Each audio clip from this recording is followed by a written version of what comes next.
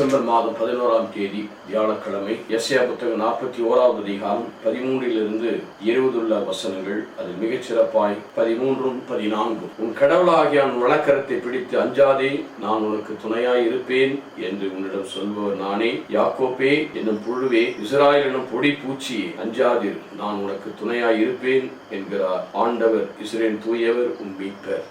எனக்கு அருமையானவர்களே, ஆண்டவருடைய துணை நம்மோடு இருக்கும்போது யாக்கோப்பு என்னும் புழு ஊர்ந்து செல்லுகிறது. ஒரு சாதாரண ஒரு இன்செக்ட், ஒரு பூச்சி வகையில் இருக்கிறது. அது யாக்கோப்பு அவன் மனம் மாறுவதற்கு யாக்கோப்பாக இருக்கிறான். மனம் மாறிய பின் இஸ்ரவேலாக மாறுகிறான். பொடி பூச்சி, சின்ன பூச்சி, அதுக்காக லைட்டு பட்டா செத்து போகும், ரொம்ப வெயில் அடிச்சா செத்து போயிடும். ஆனால் அப்படி இருக்கிறது மனித நிலைமை.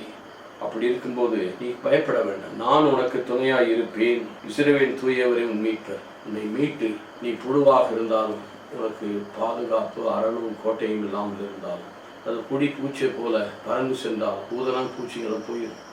ஆனால் அப்படி இருந்தாலும் நான் உனக்கு துணையாய் இருப்பேன். உன்னை மீட்டு உன் வாழ்வு நிறைவுள்ளதாக மாற்ற நம்முடைய இயலாமையை, நம்முடைய நிலைமையை காட்டுகிறார்.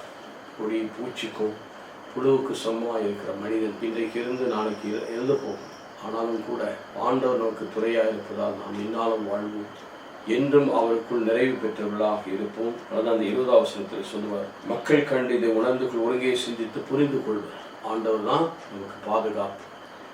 நம்முடைய நிலைமை பரிதாபமாக பலவீனமாக இருந்தாலும் கூட நமக்கு நிறைவு தந்து ஆசிரியப்படுகிறார் நல்ல ஆண்டவரே. யாக்கோப்பு என்னும் புழுவே, இஸ்ராயேல் என்னும் பொடி பூச்சி அவ்வளவு பலவீனமாக இருந்தால் ஆண்டவரே, நீர் எங்களோடு இருப்பதால் நாங்கள் உயிருடன் வாழ, அது உம்முடைய சாயலை கொண்டு அழியா தன்மைக்கு எங்களை அழைத்திருக்கிறீர். தொடர்ந்து உமது ஆசிரியப்ப உதவி செய்யும் நல்ல பக்கமே.